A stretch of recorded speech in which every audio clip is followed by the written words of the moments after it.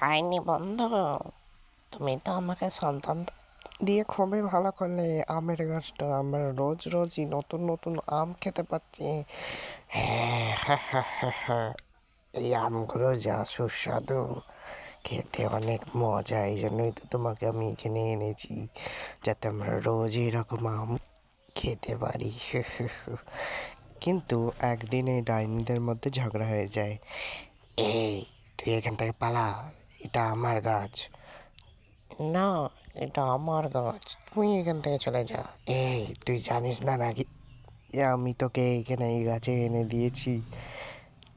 হ্যাঁ, আমি তোর থেকে বড় এমনিতে, তুই আমার বন্ধু হলে কি তারপরে সেখানে একটা টুনটুনি আসে আর কাঁধে হারে একটা করে লাথি মারে। আমার গাছে ওরা চড়বে? আমার গাছ আমি ছেড়ে চলে গেছিলাম। বন্ধুরা, তোমরা সাবস্ক্রাইব করে দাও তো।